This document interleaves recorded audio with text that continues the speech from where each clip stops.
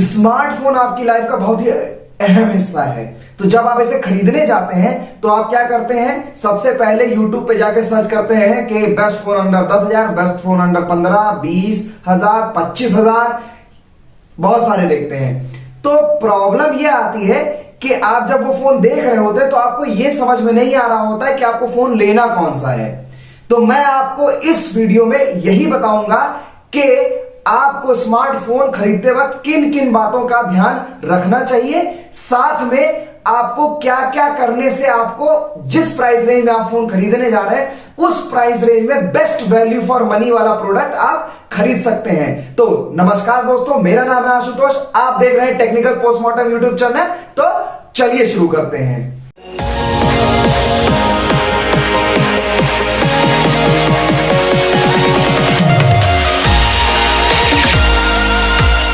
Search करें technical postmortem YouTube channel को और सब्सक्राइब करें, दबाएं घंटे को और पाएं टेक्नोलॉजी से रिलेटेड सारी वीडियोस और यूट्यूब सपोर्ट सबसे पहले। जब भी आप स्मार्टफोन खरीदने जाते हैं तो आप जो है बहुत सारी कंफ्यूजन में रहते हैं, ज्यादा रैम ले, ज्यादा कैमरे वाला फोन ले, या अच्छे कैमरे वाला फोन ले, ज्यादा बैटरी वाला फोन ले, फुल एचडी वाला फोन ले, स्क्रीन साइज क्या होना चाहिए, चार्जिंग पोर्ट क्या क्या होना चाहिए, बहुत सारी चीजें होती हैं। तो अगर हम उसको कैटेगरी वाइज अगर लगाएं तो हर इंसान की अपनी अपनी प्रायोरिटी होती है।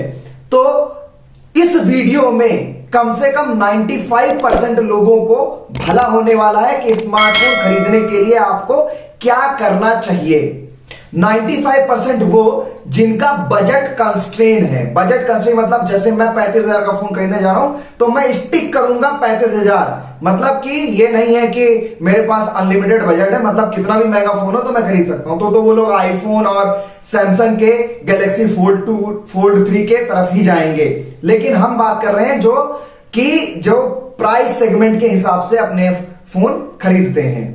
तो अगर स्टार्ट करें हम स्मार्टफोन बाइंग गाइड के बारे में, तो जो सबसे पहली चीज होती है वो होता है कि आपको जो भी चीज खरीदनी है पहले आप अपना प्राइस रेंज लिख लें कि मुझे इतने हजार तक का फोन मैं ले सकता हूं। प्लस दूसरा काम ये करना है कि अगर ये पर्टिकुलर फीचर, कोई भी फीचर, चाहे वो camera, battery, screen size, refresh rate, AMOLED, कुछ भी हो, वो अगर मुझे मिल रहा है तो मैं 1,000 या 1,500 ऊपर जा सकता हूं। ये दो काम करने हैं। जब आप ये काम कर लेंगे उसके बाद में आपको फीचर सारे लिख डालें ऑर्डर प्रेफरेंस में कि पहले आपको कौन सा फीचर चाहिए, फिर कौन सा फीचर चाहिए, फिर कौन सा फीचर चाहिए। इस तरह आप देख पाएंगे कि मोस्ट प्रिफरेबल या मोस्ट जो आपका सबसे बेहतरीन फीचर वाला फोन है जो आपके इन सारे फीचर से मैच कर जाए प्लस वैल्यू फॉर मनी है, उस कैटेगरी में उसे आप खरीद पाएंगे।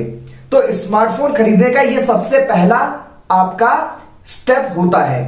अब पर्सनली जो मैं आपको बताने जा रहा हूं उससे आपको बहुत अच्छी हेल्प हो जाएगी। और ये जो मैं वीडियो बना रहा हूं, ये वीडियो आपको 2022 के हिसाब से मैं बता रहा हूं, मतलब नेक्स्ट ईयर, आने वाले 20 दिन के बाद। जैसा कि आप लोगों को पता होगा, सबसे पहला आपको जो याद रखना है, अब से जो भी फोन आप लें, चाहे आप 1 साल के लिए यूज करें, चाहे 2 साल के लिए यूज करें, चाहे 5 साल के लिए यूज करें, आपके पास 5G होना जरूरी है। मतलब आपका फोन 5G सपोर्ट करना ही करना चाहिए। 5G रोल आउट होगा इस साल एंड में, पूरे इंडिया में पहुंचने में इसको 1 से 1.5 साल लग जाएगा। लेकिन अगर आपके पास 5G फोन होगा तो आप फ्यूचर प्रूफ बन के रहेंगे। मतलब जैसे ही 5G आएगा आपके शहर या गांव या कस्बे में, तो आप उसका लुत्फ उठा पाएंगे। सबसे पहली प्रायोरिटी तो आपकी यही होनी चाहिए। दूसरा सबसे इंपॉर्टेंट जो है वो है स्मार्टफोन का परफॉर्मेंस। परफॉर्मेंस कैसे मिलता है? चिपसेट से। चिपसेट का मतलब processor, SOC, system on chip जो है आपका। प्रोसेसर आपका 6 महीने से पुराना नहीं होना चाहिए। यह आपको ध्यान रखना है कि अगर जो भी फोन आप ले रहे हैं उसका प्रोसेसर 6 महीने से ज्यादा पुराना प्रोसेसर नहीं होना चाहिए। ऐसा इसलिए क्योंकि जितना पुराना प्रोसेसर होगा उतना ही ज्यादा उसकी टेक्नोलॉजी पुरानी होगी और फोन का जो ऑप्टिमाइजेशन है उतना ही अच्छा नहीं मिलेगा आपको। जितना नया होगा उतना ही आपके लिए अच्छा होगा। चिपसेट के मामले में फोन आपके लिए, और लॉन्ग लास्टिंग होगा, ज्यादा दिनों तक आप इसे यूज कर पाएंगे। फिर जो आपको प्रेफरेंस देनी है वो है आपका स्क्रीन पे। अब स्क्रीन आपको पता है दो तरीके का आती है, एक होती है एलसीडी स्क्रीन, दूसरी होती है एमोलेड स्क्रीन।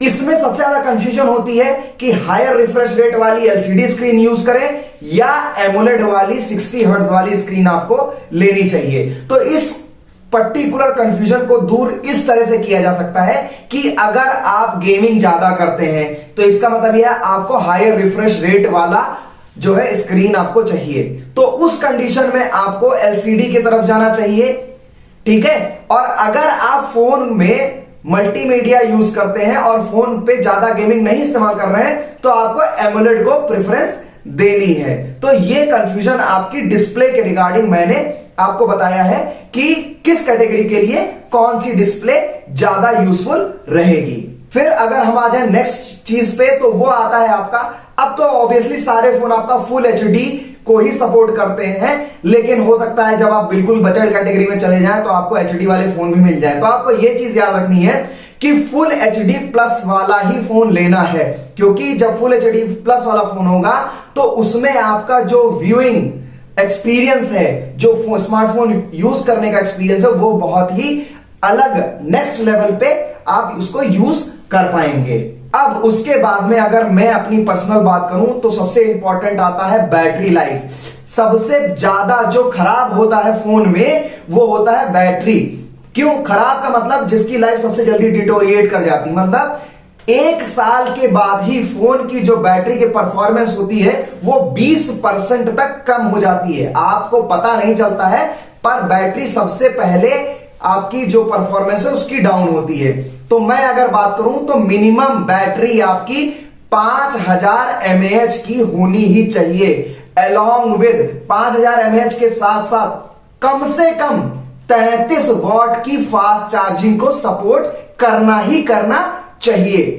मतलब अगर 5000 mAh बैटरी है और 33 वॉट का फास्ट चार्जिंग फोन सपोर्ट करता है तो फोन जो है आपका काफी अच्छा और लंबा चलेगा बैटरी के मामले में। नेक्स्ट कैटेगरी की अगर हम बात करें तो बात करेंगे फोन के बिल्ड की। अब बिल्ड का मतलब है ग्लास बॉडी है, पॉलीकार्बोनेट है या सिरेमिक है। सिरेमिक तो जिस कैटेगरी में आप फोन लेने जाएंगे ऑब्वियसली बजट कैटेगरी में सिरेमिक मिलता नहीं है, तो दो ही ऑप्शन आपके पास बचते हैं, एक है आपका पॉलीकार्बोनेट और दूसरा है ग्लास।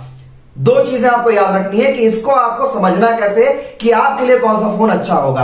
अगर आप फोन विदाउट केस यूज करना चाहते हैं, यानी कि आपका फोन बहुत प्रीमियम और अच्छा लगना चाहिए, तो मेरे हिसाब से आपको ग्लास के तरफ जाना चाहिए। और अगर आप फोन बहुत ज्यादा गिराते हैं, बहुत ज्यादा गिरता है आपके हाथ से फोन, तो आपको ग्लास बैक नहीं लेना है और पॉलीकार्बोनेट की तरफ जाना है। लेकिन पॉलीकार्बोनेट के अपने एक डिसएडवांटेजेस भी हैं। आप जैसे ही पॉलीकार्बोनेट लेंगे, आप उसमें बैक कवर ना लगाएं और गिर जाए फोन आपका, तो फोन पे स्क्रैचेस और डेंट सबसे ज्यादा आपको पॉलीकार्बोनेट में ही मिलेंगे।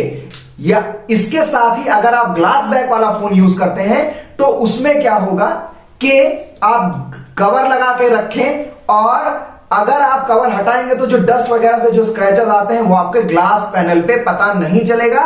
वहीं पॉलीकार्बोनेट के पैनल पे अगर आप कवर लगा के रखते हैं तो डस्ट की वजह से जो भी आपका स्क्रैचेस है वो वहां पे इजीली पता चलने लगता है। तो प्रेफरेंस आपके लिए है कि अगर फोन आपका ज्यादा गिरता है तो पॉलीकार्बोनेट, और अगर आपको शो ऑफ करना है और फोन को आराम से आप रख सकते हैं तो आपको लेना है ग्लास वाला। नेक्स्ट सबसे इंपॉर्टेंट कैटेगरी जो आती है वो आती है रैम और इंटरनल स्टोरेज। अब अगर मैं बात करूं तो आज के टाइम में 2021 में आपके पास मिनिमम 6 GB रैम और 128 GB इंटरनल मेमोरी वाला फोन होना ही चाहिए। इससे फोन अगले 2 साल 3 साल तक आपका आराम से चल जाएगा। ठीक है, अगर आप फ्रीक्वेंटली यूज कर रहे हैं तो अलग बात है, मतलब फ्रीक्वेंटली यूज का मतलब फ्रीक्वेंटली चेंज कर रहे हैं फोन को, तो अलग की बात है। अदरवाइज अगर आप 3 साल कम से कम फोन यूज करते हैं तो आपके पास कम से कम 6 GB रैम और इंटरनल 128 GB मेमोरी वाला फोन होना ही चाहिए। उसके बाद में अगर आप आगे जा सकते हैं। तो मैक्सिमम जो आपको अभी फिलहाल के लिए यूज है, मान लिया 5 साल के लिए यूज करते हैं, तो मैक्सिमम जो आपको रैम चाहिए वो 8 GB रैम और 128 GB इंटरनल ले लीजिए। अगर ज्यादा डेटा आप इस्तेमाल करते हैं, स्टोर करते हैं, तो 8 GB रैम और 256 GB इंटरनल स्टोरेज वाला फोन आपके पास होना चाहिए। नेक्स्ट जो आपको चाहिए वो है आपका अगला चीज जो फोन में इस्तेमाल किया जाता है, वो है कैमरा। अब कैमरा कई तरीके के आ गए हैं, 48 मेगापिक्सल, 64 और 128 मेगापिक्सल। अभी इस टाइम में अगर आप 2022 के लिए फोन अब उसमें खरीदने जा रहे हैं नए साल में, तो मिनिमम आपके फोन में कम से कम 64 मेगापिक्सल वाला कैमरा होना चाहिए और उसका ऑप्टिमाइजेशन उसी हिसाब से अगर है तो आपका जो फोन कैमरा वो बेहतरीन परफॉर्मेंस देगा। तो कम से कम 64 मेगापिक्सल वाला कैमरा होना ही चाहिए। सबसे आखिरी में, लेकिन ऐसा नहीं है कि ये चीज इंपॉर्टेंट नहीं है, अच्छा हार्डवेयर को सबसे अच्छा परफॉर्मेंस जो आउटपुट दे सकता है वो कहलाता है आपका सॉफ्टवेयर, यानी कि यूआई, यूजर इंटरफेस। मतलब कि यूआई भी कंपनी द्वारा आपके फोन में बहुत ही अच्छा ऑप्टिमाइजेशन वाला होना चाहिए। ऐसा नहीं है कि फोन बड़ा अच्छा है, बहुत ही बेहतरीन हार्डवेयर वाला है, लेकिन सॉफ्टवेयर उसका बगी है, या जो आप फोन यूज कर रहे हो उसमें रिकमेंडेशन ऐड ही पॉपअप होते जा रहे हैं, जैसे कि नामी company Realme, Xiaomi, MI, Samsung भी रिकमेंडेशन पुश करता रहता है। तो ऐसा यूआई आपके में नहीं, clean UI with minimum bugs या बग्स नहीं हो। अब ऑब्वियसली बग फ्री सॉफ्टवेयर तो नहीं होता है, लेकिन मिनिमम बग्स होंगे तो आपका जो फोन का परफॉर्मेंस है वो बहुत ही अच्छा निकल के आएगा। उम्मीद करता हूं कि इस फोन बाइंग गाइड में आपकी कुछ हेल्प जरूर कर दी होगी, जैसे कि बहुत सारी कंफ्यूजन जो आपकी रहती है, RAM, camera, storage, display, refresh rate, इन सब को लेकर बहुत सारी कंफ्यूजन रहती है। उन सब को मैंने एक एक पॉइंट वाइज मैंने आराम से लिया है और आपको एक्सप्लेन किया है। तो आपकी फिलहाल 99% आपकी प्रॉब्लम्स दूर हो गई होंगी।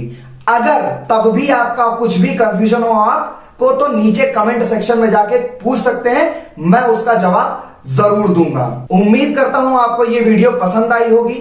अगर वीडियो पसंद आई हो तो ग्रोइंग चैनल है, प्लीज वीडियो को लाइक जरूर करें। चैनल अगर अभी तक आपने मेरा सब्सक्राइब नहीं किया है तो सब्सक्राइब कर लें। अगर ये वीडियो आप YouTube पे देख रहे हैं तो दोस्तों के साथ शेयर जरूर करें। अगर ये Facebook पे देख रहे हैं तो देखने के बाद वीडियो लाइक जरूर करें, क्योंकि YouTube का एल्गोरिथम लाइक वीडियो के लिए ज्यादा से ज्यादा रीच देता है। मेरे और भी सोशल मीडिया हैंडल्स हैं, फेसबुक पेज है, इंस्टाग्राम है और ट्विटर है। नीचे लिंक डिस्क्रिप्शन बॉक्स में दिया है, उस पे जाकर मुझे फॉलो कर सकते हैं। मैं वहां पे आपको लेटेस्ट टेक्नोलॉजी और गैजेट्स या नए अपडेट्स को आपसे शेयर करता रहता हूं। फिलहाल के लिए इस वीडियो में इतना ही। मैं मिलता हूं आपसे एक नई वीडियो में। तब तक के लिए जय हिंद, वंदे मातरम। अपना ख्याल रखें, अपनों का ख्याल रखें।